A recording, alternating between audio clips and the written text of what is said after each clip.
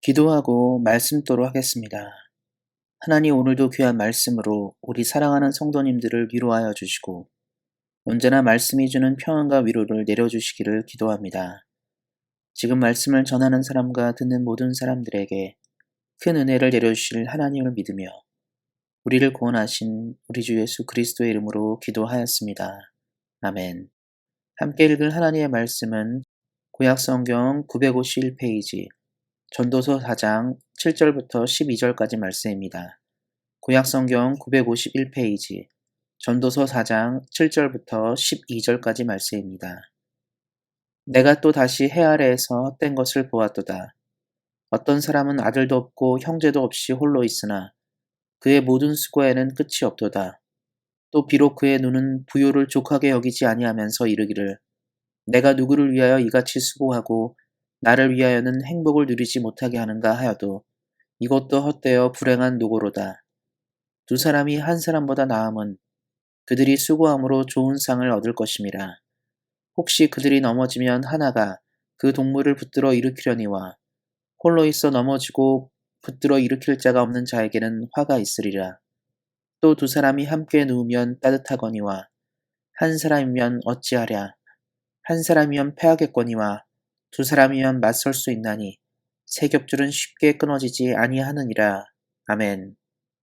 오늘은 세 겹줄과 같은 가족이라는 말씀의 제목으로 함께 은혜를 나누고자 합니다. 한국은 5월을 가정의 달로 보냅니다. 그래서 오늘 새벽 설교는 가정에 관해서 말씀을 나누고자 합니다.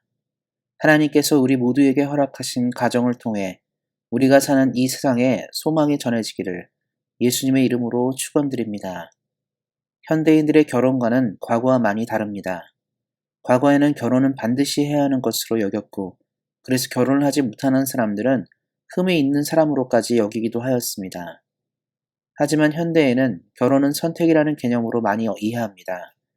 그래서 결혼을 해서 가정을 이루는 것을 원치 않은 사람들이 점점 늘어나고 이를 비혼주의자라고 말하고 있는 요즘 시대입니다. 그렇다면 하나님도 우리들이 생각하는 것처럼 가족을 이루는 것에 대해서 우리들과 같이 생각하시는지 오늘 말씀을 통해서 살펴보기를 소망합니다. 오늘 본문은 혼자 삶을 사는 것은 헛된 것이라 이야기합니다. 우리는 누군가가 필요한 존재입니다. 사람은 혼자보다 함께 있을 때 빛나는 존재입니다. 하나님은 삼위일체로 존재하시며 관계의 중요성을 늘 말씀하셨습니다. 예전에 MBC에서 방영된 다큐멘터리 휴먼 다큐 사랑에서 백혈병에 걸린 엄마가 주변의 반대를 무릅쓰고 항암 치료를 잠시 중단하면서 생명을 탄생시킨 것을 보았습니다. 이를 통해 저는 생명을 잉태한 어머니의 위대함을 보았습니다. 수고로운 이 땅을 살면서 자신의 생명보다 귀한 것은 없을 텐데 그녀의 선택은 자신이 품은 생명을 자신보다 더 가치 있게 여겼습니다. 그녀가 선택한 것은 바로 가족이었습니다. 가족에는 바로 함께 사는 삶의 기쁨이 있기 때문입니다. 과거의 아버지 어머니들은 자식들을 생각하면서 최선을 다해 삶을 살았습니다. 우리 사랑하는 성도님들 역시 자녀들을 위해서 최선을 다해 이 땅을 사셨습니다.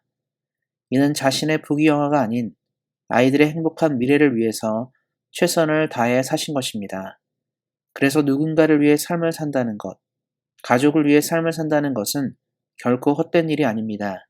그것은 가치 있는 일이고 생명이 연결되며 지속되는 이 땅에서 가장 고귀한 일이 될 것입니다. 그러나 요즘엔 앞서 언급한 것처럼 혼자 사는 인생들이 늘어나고 있습니다. 이는 누군가를 책임져야 하는 두려움과 더불어 함께 사는 삶의 자신감이 부족해서 생겨나는 것입니다.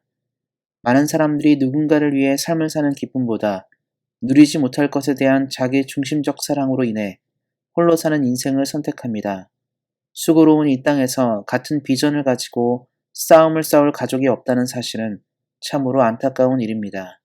그렇기에 우리는 성경이 말하는 말씀에 귀를 기울여야 합니다. 본문에 나온 것처럼 혼자보다 둘이 강하고 둘보다 셋이 강하기 때문입니다. 그렇다면 왜 가족이 하나님께서 허락한 최고의 공동체가 될까요?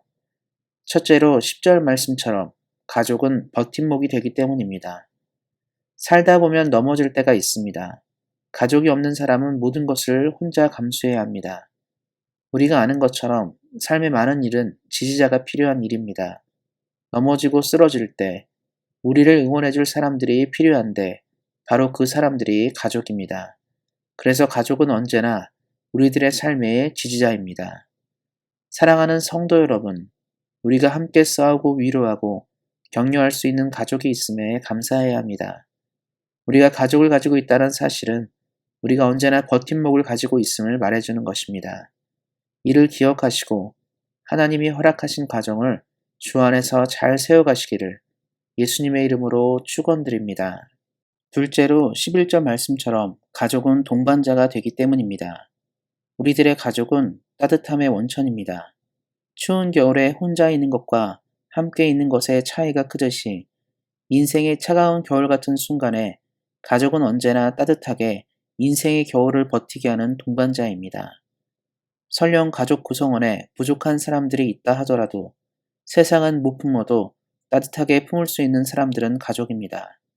종종 중증 장애를 겪는 가정들의 이야기를 듣습니다. 그들은 자녀나 부모가 큰 장애를 가지고 있다 하더라도 언제나 가족들은 동반자로 모든 위기를 함께 견딥니다. 우리 사랑하는 성도님들도 언제나 힘들고 어려운 순간에도 가족과 함께 모든 것을 견뎌내시는 좋은 동반자가 되시기를 예수님의 이름으로 축원드립니다. 끝으로 11절 말씀처럼 가족은 그 존재만으로도 용기가 됩니다. 옛말에 백지장도 둘이 들면 낫다라는 말이 있듯이 혼자서 큰 일들을 맞서는 것은 쉽지 않지만 둘이면 더 쉽고 셋이면 더욱 쉽습니다. 가족은 늘 함께 싸워주는 사람들입니다. 가족 중에 병에 걸린 사람이 있을 때 가족들은 함께 그 병과 싸웁니다. 가족 중에 절망한 사람이 있을 때 가족은 함께 그 절망과 함께 싸웁니다. 말씀처럼 혼자서 못하는 일도 가족이 있으면 해낼 수 있습니다. 이렇듯 가족은 우리들의 삶의 용기의 원천입니다. 우리 사랑하는 성도님들이 지치고 낭망할 때 허락하신 가족을 통해서 늘 용기를 얻어서 주 안에서 늘 승리하시기를 예수님의 이름으로 축원드립니다. 그리고 우리는 모두 주 안의 한 가족입니다. 그래서 우리는 서로에게 버팀목이 되어주고 동역자가 되어주고 용기가 되어야 합니다. 우리는 주 안의 가족이라는 표현을 자주 씁니다. 그리고 과거부터 기독교는 서로를 향해서 형제 자매라는 말을 사용하였습니다.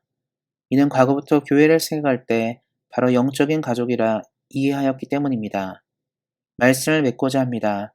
가정을 생각하는 이 아름다운 5월에 우리 사랑하는 성도님들의 각 가정이 주 안에서 견고하고 흔들리지 않기를 예수님의 이름으로 축원드립니다. 그리고 하나님께서 허락하신 영적인 가족인 우리 온상한 교회가 사랑과 사랑을 격려하며 견고한 주의 공동체 되기를 예수님의 이름으로 축원드립니다. 기도하겠습니다.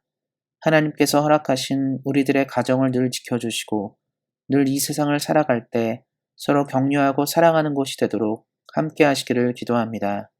그리고 주께서 세우신 이 온상한 교회가 아름다운 영적인 가정이 되어 서로 사랑하는 주의 공동체 되게 하시기를 기도합니다.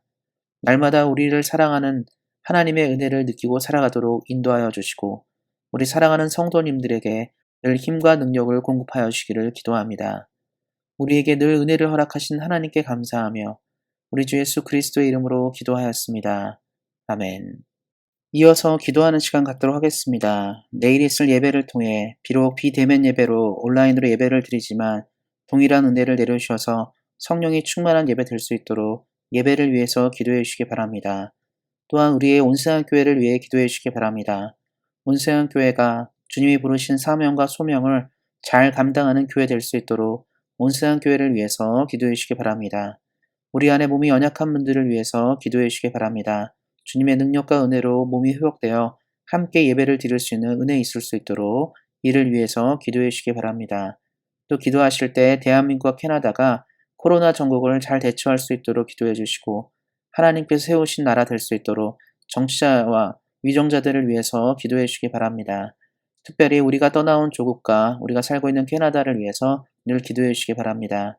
우리 사랑하는 성도님들 개인 기도 제목 있으실 텐데요. 개인 기도 제목 가지고 뜨겁게 기도하는 시간 가지도록 하겠습니다. 오늘 말씀처럼 주께서 주신 가족을 돌아보는 우리 사랑하는 성도님들 되시기를 다시 한번 예수님의 이름으로 격려드립니다. 오늘도 말씀 안에서 은혜 안에서 승리하세요. 주의 사랑으로 사랑합니다.